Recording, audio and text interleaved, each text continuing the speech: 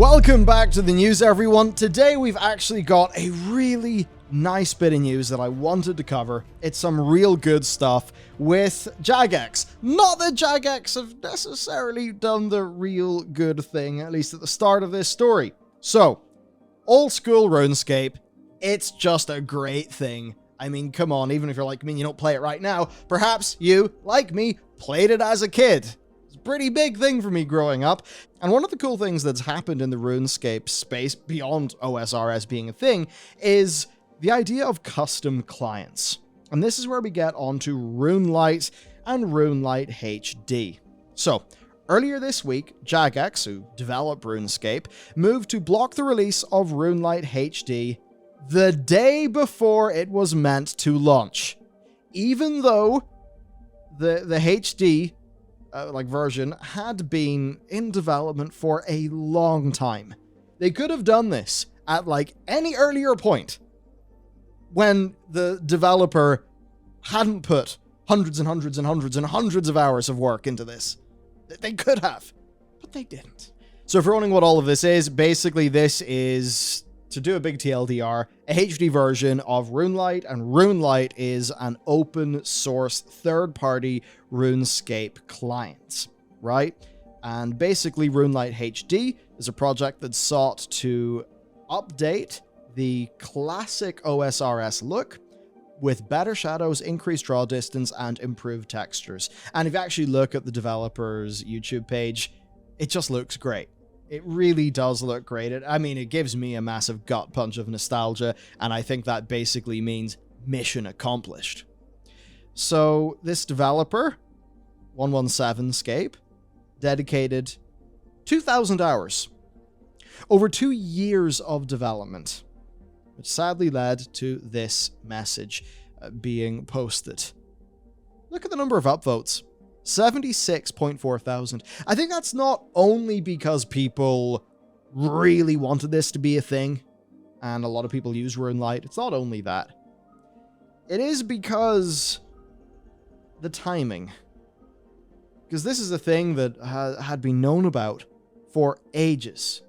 If Jagex really wanted to shut it down, and at least do right by the developer, as in not let somebody waste a colossal amount of their time, they could have just let them know earlier. Now it is that thing, and I literally know this from personal experience.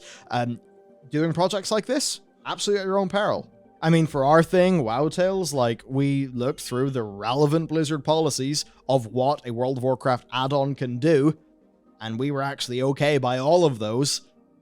Shit happens. That's just how it is. And whenever I went into that, I was like, okay, look, we are playing okay by all of these public policies, but they could still decide to blast us because ultimately it's Blizzard. It's their game. They do have the say over this kind of thing.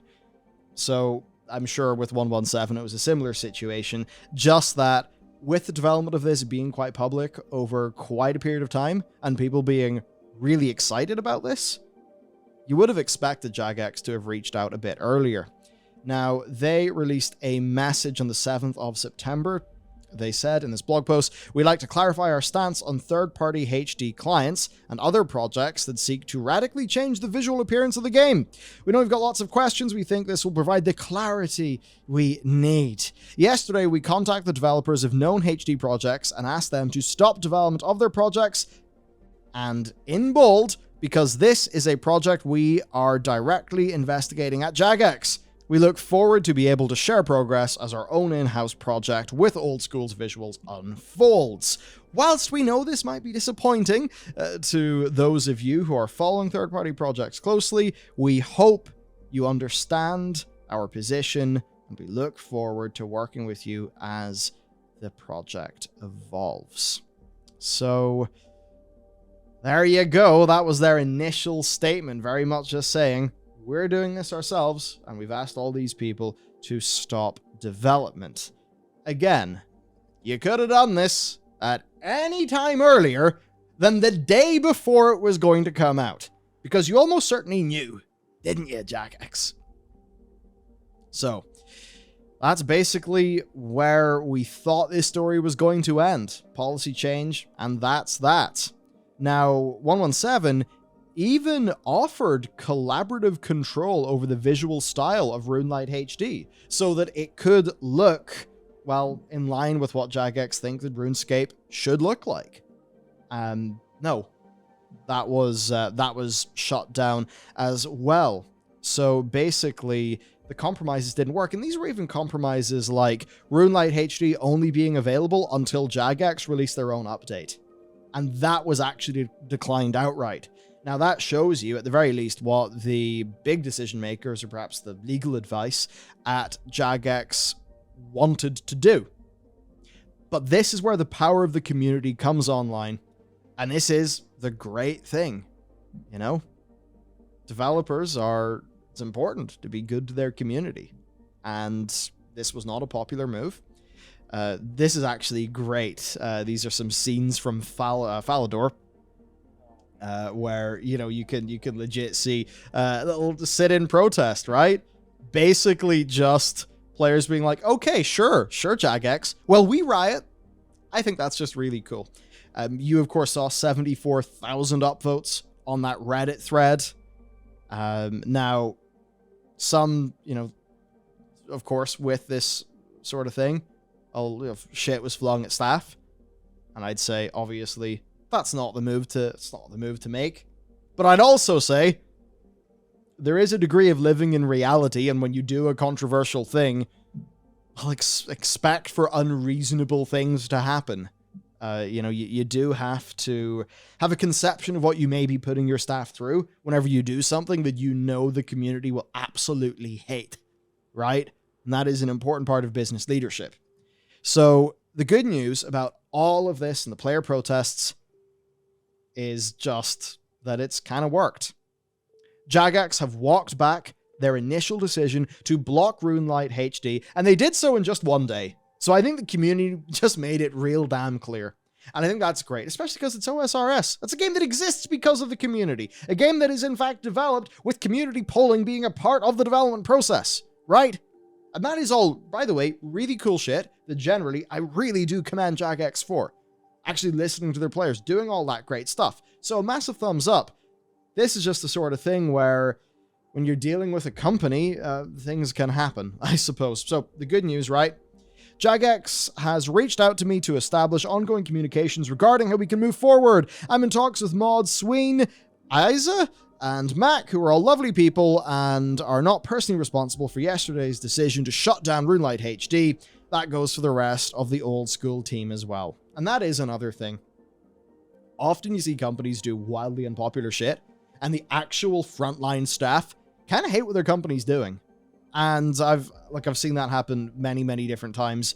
I think in a situation like this, almost certainly is the case. And I mean, come on, you think about, say, the developers at Blizzard Entertainment who are really passionate about WoW Classic. Do you think those same developers are friggin' rubbing themselves raw over boosts coming in? Over boosts? And the character clone? Hell no!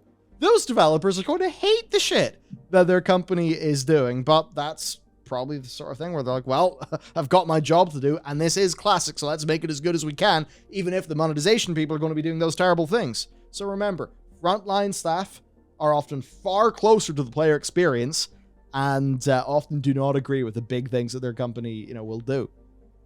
And it continues. So continue to make yourself heard, but please remember to be respectful to any Jagex employees you interact with or talk about, as they are very much listening. Things are looking positive. Thank you all so much for your support.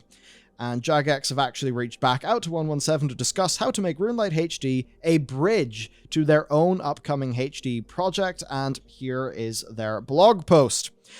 Yesterday, we aimed to clarify our stance on third-party HD clients and other projects that seek to radically change the visual appearance of the game.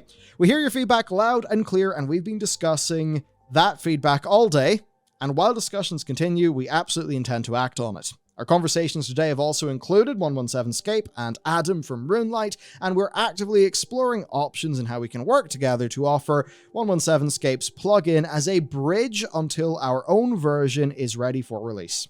We perfectly understand yeah, we perfectly understand that you all have a voice in old school, and that voice at times can be one of frustration regarding the decisions that we make. Be assured we always welcome your feedback, whether good or bad.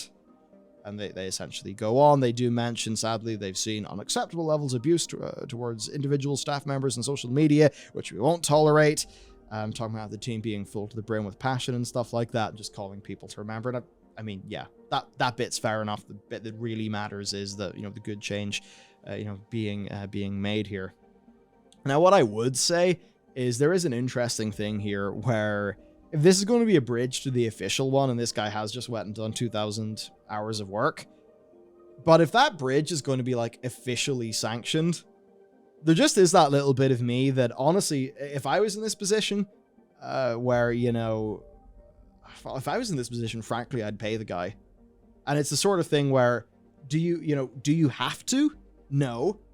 Would it be a nice gesture to compensate, some developers? I mean, it would be. But that said, if that is all piggybacked on top of what fundamentally is a open source project with RuneLight, then that entire thing is a big can of worms, and it would be pretty damn unfair, I suppose, if 117 got compensation for their 2,000 hours of work, but all the other people who are contributors to the open source project didn't.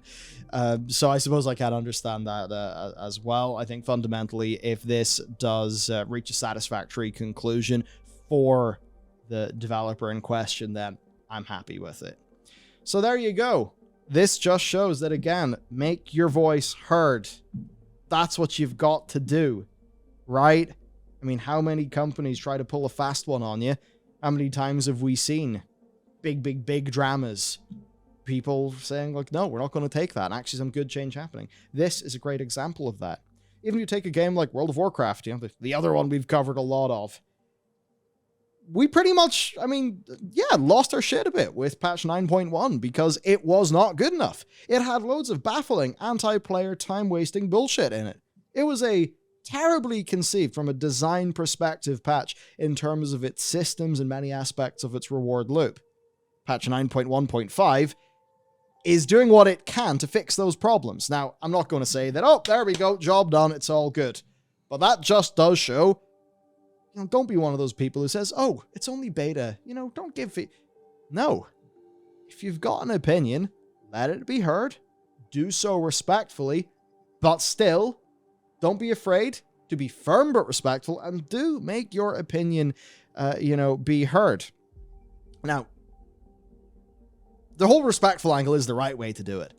I will certainly say when it comes to some of the Blizzard shit, at this stage, I'm perfectly happy to say this is a really dumb decision. How could a team be so silly to actually make this be a thing? I know that's disrespectful, and I sort of do intend it as such.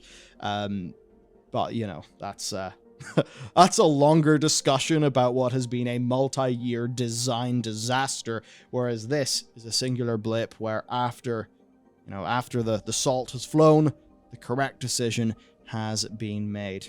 And of course, this is also all interesting in the wider context of mods. Take-Two are certainly in the warpath against Grand Theft Auto. And it is that thing where, well, they do own Grand Theft Auto, they do kind of fund it being made, so they get to do what they want to, protect their IP. But if you have a case where, a texture upgrade for Vice City when that is shut down, right? It's like, come on, this is a purely additive mod that is just good for the people who like that game. Why would you be doing that sort of thing? Maybe the answer is just lawyers and legal bullshit. But yeah, for another bright bit, actually, I just would like to call this out because I don't think we've really got to as much. It is that CD Projekt Red are actively hiring members of the Cyberpunk 2077 modding community. And I think that's just a good thing, it's just neat when you see stuff like that. So there you go, modding. It's honestly fucking great. It's absolutely great, and these are just interesting stories, and I'm really happy that the very, very hard work over a long period of time, by Mr. 117, I'm very happy that will actually get into the hands of people. So, there we go. That's it for this story. Good on you, old school RuneScape community. Maybe I'll try to check in someday and reignite the Iron Arrow monopoly. Or maybe not. That's it for me. Have a great day. See you next time.